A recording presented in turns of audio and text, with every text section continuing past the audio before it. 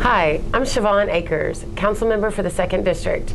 So we're here today to talk with Barrett Scheck from the Lexington-Fayette County Health Department about the effects of radon. Barrett, can you tell us a little bit about radon? Well, radon is a naturally occurring radioactive gas that comes from the ground. It's uranium in the ground that breaks up and then can seep up into your home through cracks in your foundation, or just come up into your home through your basement. So how prevalent is it in Kentucky or here in Fayette County? Or Kentucky, for the most part, considered a Zone 1. They go county by county. Fayette County is a Zone 1 county.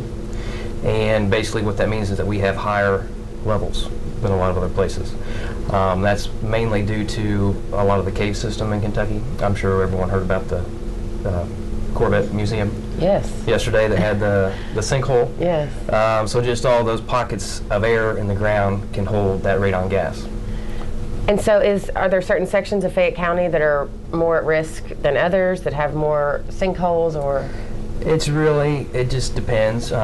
If you're in a neighborhood, you could have high levels of radon gas in your home, and your neighbor could have low levels. Oh. They might have a better sealed foundation than you. It's just a lot of different factors. So it could be in the ground and not necessarily in your house? Correct. There's always a level of radon gas that you're breathing outside. It becomes a problem when the levels become elevated in your home. And trapped inside the house, correct. I guess. Mm-hmm. Correct. And so how can people find out whether or not they have radon in their house? Well, there's only one way to know. Radon gas is odorless, is invisible, of course. So you have to test. Mm-hmm. And in order to do that, luckily, we do provide free test kits at the health department. You just have to come pick it up at our environmental office, 804 Newtown Circle. Okay. And anytime between 8 a.m. 4:30 p.m. Monday through Friday, and you get one for free. That's great. And how does the test work, and what is the process for administering the test? It's pretty simple. I actually brought one with me today. Oh, good. And they come in these little packages. You want to make sure you keep them sealed till you use them. Okay. And all the directions are on the package. That's what makes it so simple. You do just want to be careful that when you fill this out, you mark all the information correctly. I've had them come back where people don't put the correct times, the correct dates down, and then they can't get results. Okay. But basically, you want me to show you how it works? Yeah, tell us how it works. Go into that? Yeah. It comes like this. It looks like a postcard, and you've got this little charcoal filter. And basically, you put the charcoal filter in the bottom of the kit, and then you hang it up. And we always recommend you hang it wherever you spend the majority of your time in your home. Okay. For me, when I'm at home, I guess I'm sleeping. If I'm not watching TV, I'm sleeping.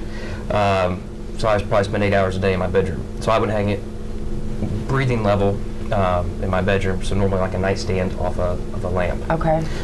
So in the living room, where would you hang it? If you were in the living room, near a couch, an end table. Okay. Normally we say breathing level about 4 feet off the ground is a good spot. And how long should it stay there? This is a short-term test kit. Now there are long-term that go to a year, but we just offer the short-term. And I believe these are 72 hours is what they recommend. So you could say do it on a Friday, set it up, take it on a Monday, and mail in. And so they mail it. Does it come back here to the health department? We do get a copy of results, but we don't keep track of your address. There's a test kit number on each test kit, so we keep a list of test kits. So if you were to call in and you lost your results, we would have a copy of them. Okay, but you all don't actually run the tests then? No, these get mailed to North Carolina. Mm-hmm. North Carolina, and they get results back fairly quickly. If you provide your email address, they'll get them back even quicker.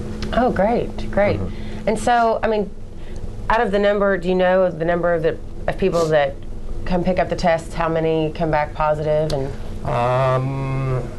I'd say probably 75% come back positive. Mm-hmm. And then what do people do if you find out that you do have radon in your house? What can you do about it? We have a list of I guess, certified contractors. We call them mitigators that can come out, take a look depending on how high your levels are, and they can give you an estimate on installing a mitigation system. And what would that involve? Well, a lot of... First, are the contractors, are those provided by the health department, or we have a list. But that would be a cost for them to come. A lot of them will do free estimates. Okay. I always recommend contacting 2 or 3 and comparing what they offer for the price. We only recommend the contractors that are NEHA certified, the National Environmental Health Association. Okay. And if they have that certification, then they go on a list in Frankfurt, and then they send it to us, and then we recommend them. Okay. But most mitigation systems, it's just PVC pipes, a lot of it, that sort of sucks air from underneath your foundation and pipes it out up above your roof line. And so are they installed in basements or, I guess, ground level? Could it be in your garage, or would it have to be in the indoor part of the house? It really depends on the type of home you have, your levels, and what it takes to get those levels down, reduced. So it could be different for everyone as far as how to get rid of it. So what are some of the effects of radon if you, let's say you don't get the test and you don't even know that it's in your house? What does it cause, or what problems can it? Radon is a long-term exposure type thing where it can cause lung cancer. Surgeon General says that it's the second leading cause of lung cancer, second to smoking.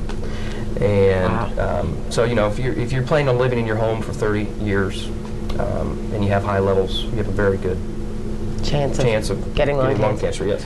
And so do you think, because Kentucky has one of the highest rates of lung cancer, and that we're also this zone 1 for radon, that there's a correlation between those? That's very possible. You know, and then of course, if you're a smoker and you smoke inside your home and you have high levels of radon, it sort of compounds the effect and certainly elevates your risk. Wow.